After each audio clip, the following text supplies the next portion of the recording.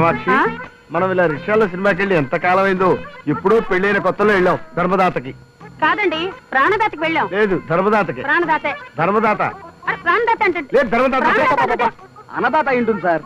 నన్ను కాస్త పీస్ఫుల్ గా రిక్షా దొక్కనివ్వండి. ఏ రిక్షా అబ్బాయి, ఒక్క నిమిషం రిక్షా ఆపు.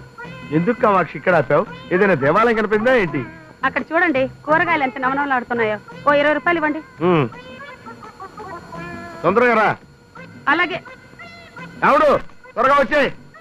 నేను ఎల్లో కాట బీడీలు అడుగుతానా, రిక్షా చూస్తాడు. ఆ టవల్ తీసి పైన వేసుకో.